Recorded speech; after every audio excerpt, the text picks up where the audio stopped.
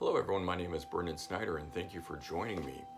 Today we're going to take a look at Pink Floyd's The Endless River, their album that came out in 2014, and at least at this point it is believed to be their final album. But this one here kind of came out of left field. I don't think anyone was expecting this when it came out. I don't even think the Floyd members thought that they would even ever make another album. But this one here is built around material that was left over from the Division Bell, which came out in 1994. So if you like the Division Bell, you're definitely going to like Endless River. Division Bell was intended to be a double album. It was going to be the album that we know that is these 11 tracks from Division Bell. And then the second disc was meant to be an instrumental ambient sounding album. And so they had gone in and recorded hours of material that they would later develop into that album, but ultimately decided to release Division Bell as a single disc. And so those hours of jamming and things, nothing was ever done with it. And when they went to go do the 20th anniversary for Division Bell, they started looking at it and had all this extra material and thought, okay, let's put this on it. And the label was like, no, this is too good. This needs to be released as an album. You can't use this as just bonus material. And so ultimately they did decide to go back in and rework that stuff, edit it down. Unfortunately, Rick Wright had passed away by this point. So they were taking his keyboards and building around that. Made it for a very nice tribute album to him. And so out of the blue, 2014, they announced that this is coming out, but David Gilmour had been in the studio working on what would eventually become Rattle That Lock. He was in the studio, on and off, but since 2010 working on that solo album. And in the midst of that, they switched gears to work on this, The Endless River. And then, which came out in 2014, and a year later, Rattle That Lock came out. But we're here to talk about this and do a little unboxing because this is a deluxe edition of it. So this is just a lift top box, a little bit of extra art on the inside of it there. And then right on top of it here, you see the book, and then behind the book, there are some of these cards, and we'll take a look at those cards. And then behind that are the CD and Blu-ray that we'll talk about too. So first thing up, the book that it comes with, and since there's only one song on here that has lyrics, the very last track on here, there's some information about the recording and whatnot. This is really just a picture book, which is great to get, in the studio shots, and they had filmed the recording process back in 1994.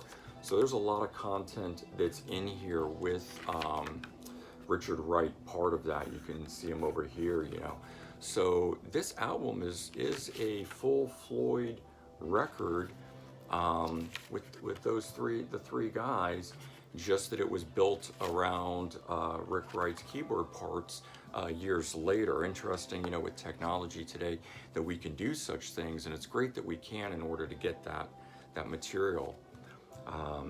This is an outtake from the Division Bell sessions for what could have been the album cover. There's this great present day shot of the two remaining guys, David Gilmour there and Nick Mason. And then finally get this lenticular thing. I'll see if I can kind of get it to happen here on camera, but you can see as you move it, you get this different imagery, and it's on this really nice, very thick cardstock. All of them have this back to it, kind of postcard-esque in a way. They're a little bit bigger than postcards, but there you go. And then, as I said, you get the CD as one of these, and you get the Blu-ray and the other version of this, but you do get them as these individual holders, which again is always nice to be able to pull those out, have it separate from the box. You don't have to fully be undoing the box every time. But we're here, let's talk about a little bit about the album itself. So it is all instrumental except one track. The last track on here, Louder Than Words, is a vocal track with lyrics on it, written by Polly Sampson, David Gilmour's wife. She wrote the bulk of the lyrics for the Division Bell. So she's been working with Floyd on that. She also writes for David Gilmour solo stuff as well. So she's heavily involved. This is broken into 4 suites, I guess you could call it, also for one side of an album a piece. So it's would be a double album on vinyl. So side 1 and side 2 and side 3 and 4. So there's 4 suites that are on this, and the tracks are broken into segments, so they flow endlessly together until the end of that first segment, and then it fades out, and then you start the next. So it's like having 4 songs on here, but it is like on a CD, you can track through the different parts during these more than just the 4 tracks, and that is interesting to have that on here. The tracks, for me, it's a very Floyd sounding record. It's great. It harkens back to some of their most amazing instrumental stuff back in the early 70s. They've got this track called Talkin' Hawkin', which Stephen Hawkins, who did the vocal for Keep Talking off of Division Bell. There was leftover outtake stuff from that they used. So there's a lot of things in here that are very reminiscent of the Floyd Division, or the Pink Floyd's Division Bell album. And again, if you really like Division Bell, I think you're gonna love this album. If you didn't like Division Bell, you're probably not gonna like this, but it's a great album nonetheless, and definitely if it is gonna be the final album, it's a great one to go out on top with. Of what's really of interest to me though is the Blu-ray disc that's on here. There's audio-visual, content on this that's got them performing some of the tracks that are on here, but it's also got some stuff that's not on the album. And so that's cool. Then there's also just straight audio content, and it's got 3 tracks that are not on the album.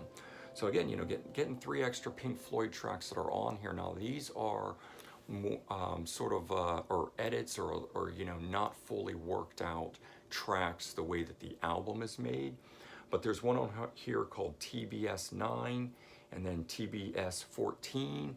I'm not sure what the letters stand for on here, but obviously it's just these were designations to these as they were working on them, never fully titled. And then there is a song on here called Nirvana, and that's 39 minutes worth of material that's on here. Definitely worth checking out. If you're familiar with the recent Pink Floyd later years box set, the CD content portion of this, there are 6 outtakes from the Division Bell sessions. One of those is Nirvana, so you get a version of it on here from the 2014 Endless River box set, which is different than the one that's here on the later years. So great to be able to hear those and compare those takes on that. So there you go. In my opinion, it's a great album. It's beautifully done. Nice tribute to Rick Wright. Obviously, I hope there's one more, at least, Floyd album. I'm sure there's much more stuff in the vault.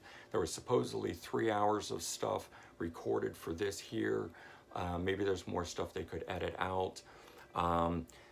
There's also these barn jams that were done in 2007 that included Rick Wright on keyboards, and David Gilmour and Guy Pratt on bass. So, maybe they could take those jams and edit those out. That'd be a beautiful thing if they do that. Who knows? Wishful thinking on my part, I guess. All right, hope you enjoyed this. Maybe learned something new, inspired you to check this out or go back and re-review it and give it a second listen. If you like this, please remember to like, comment, and subscribe to my channel. And as always, I hope you have a great day, and I'll be talking to you all real soon. Take care.